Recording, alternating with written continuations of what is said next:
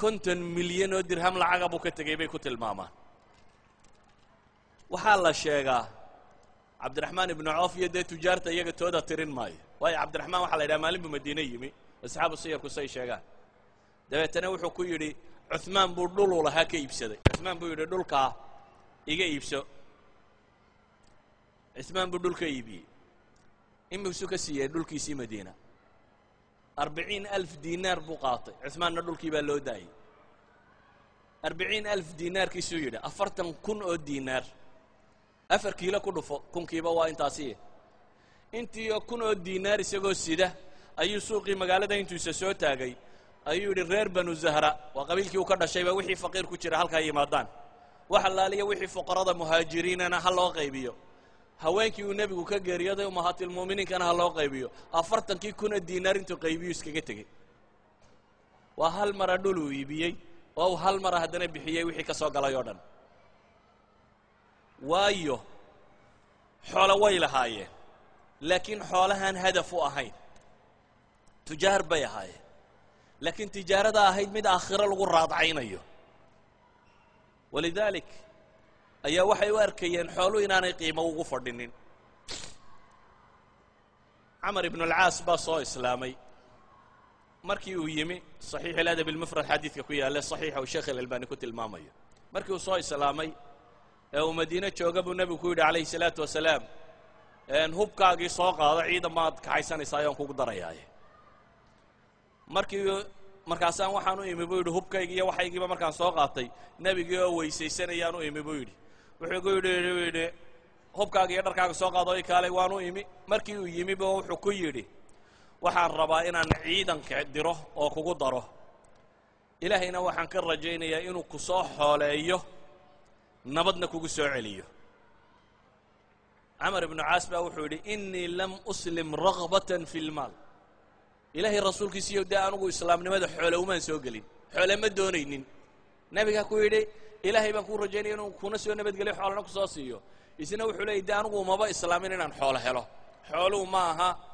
dantayda inamaa aslamtu ragbatan fi lislaam buu yidhi waxaan u soo galay islaamnimada anigoo islaamnimo raadinaya oo aan inaan ilaahay rasuulkiisa maciisa ahaado markaasuu nebigu wuxuu ku yidhi xadiidka macruufkee dadku yaqaano nicma almaalu saalix lilmar'i saalix xoolaha fiican baa nimco badan oo u nimco badan maxay qofka wanaagsan markay gacantiisa ku jiraan xoolo ilaahay loogu dhowaanayo marka ay yihiin idan waxaan leenahay mujtamaca kani may ahayn mujtamac aakhiriya adduun intay kala saareen le qofka ama adduunka gal ama aakhiro gal may ahayn ee waxay ahayd mujtamaca aakhirada iyo adduunku mid qura u tahay oo adduunkay helaanna aakhiro ku raadinaya hadafkooda weynina aakhiro in la helo u yahay saa daraaddeed baa ilaahay subxaana wa tacaala qur-aanka wuxuu leeyahy rijaalun laa tulhiihim tijaaratun walaa baycun can dikri illah waa ragga aan idiin sheegaya weeyaan waa casharati almubashiriin kuwan xaadirinayay waa cuhmaan waa caliy waa abi bakr waa cumar waa طalxa waa zubayr waa sacd ibnu abi waqaas sacd ibnu abi waqaas waxaa la yidhahdaa markii xarbulfitnihii kamuu qayb gelin isagu cali iyo mucaawiya dagaaladoodii muu gelin beera u lahaa buu ka shaqayn jiray oo iska joogay marwan baa la yidhi markii uu dawladda qabsaday caaisho ina sacada baa waxay weydiinayaan siday soo naqlinayaan ahlu siyarku aabbaha xoolihiisiiyo ka warran baa la yidhi waxay tidhi marwan buu wuxuu u diray 5,000 oo zaka ah zakadu imisay ahaan jirtay 2.5 kiisu hadday 5,000 yihiin xoolihiisa waa imisa yani waxay ahaayeen dad ilaahay yaqaana laakiin kuwaasaa ilaahay haddana qur-aanka wuxuu ku sifaynaya waxay ahayn rijaalun laa tulhiihim tijaaratan walaa baycun can dikri illahi wa iqaami الصalaati wa iitaa'i الzakaati yakhaafuun yowman tataqallabu fiihi اlquluub wاlabsaar rag bay ahaayeen baa ilaahay leeyihi aanay ka mashquulinin tijaare iyo beec iyo waxgadasho iyo xoole raadis ilaahay xuskiisa iyo salaada ogisteeda iyo zakada gudashadeeda rag aan waxaa kaga mashquulin bay ahaayeen yacni waxay ahaayeen rag u arkaya salaada cibaadada zakadu inay awalulbaab tahay u arkaya maalkuna inuu yahay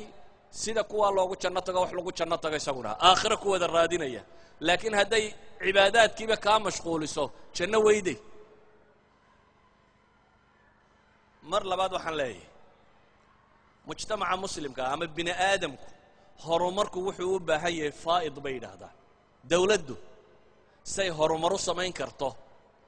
waa in kharashka dawladda iyo mujtamacu wuxuu istihlaagooda wax ka badan waa inay kaydisaa waxaasi waa inuu noqon karaa wixii la invest garaynayey ee nolosha lagu horumarinayay mujtamac dhammaantii wada faqiiri horumarba ma sameeyo cuddo ma samayn karo cid iskama celin karo ma noolaan karo macquulla maaha haddaad tidhahdo dadku fuqara ha noqdaanoo masaajidka ha wada fadhiyaan dee noolaan maayaan baa ku xigta suurtagal maaha inay noolaadaan umma marka la rabo inay jirto waa macquul dad zuhaada ama faramadhan ama caynkan inay ku dhex jiraan laakiin umma bikaamilaha faramadhani macquul maaha umma bikaamilaha inta gacanta wax ku haysaa ay faasiq tahayna iyana suurtagal maaha haddii inta gacanta wax ku haysaaba ay faasiq noqoto suurtagal maaha maxaa la rabaa faa'id aakhiro dadka u hoggaamiya dheeraad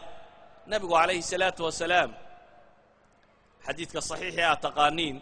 ee imaamu tirmidi warinayo riyaad saalixiinka iyo meelahan aa ku aragtaan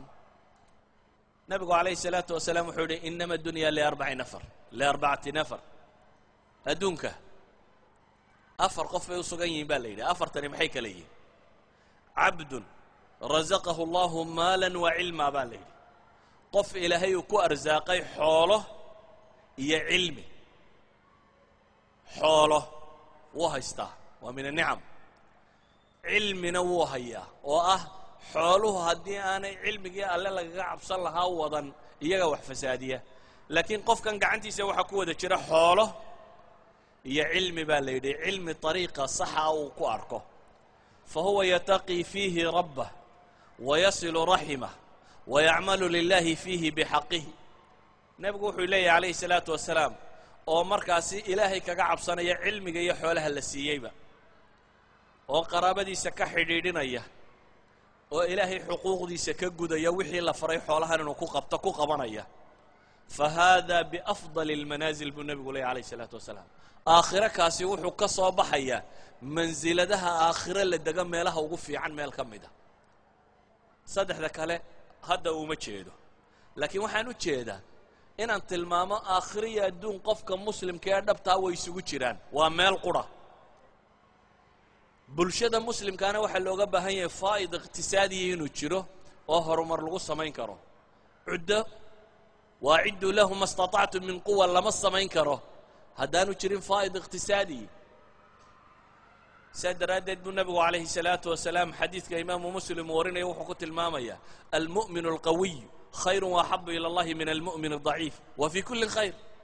mu'minka xooggan caafimaad iyo cilmi iyo aqoon iyo wax kastoo xoogu sheegaba mu'minka wata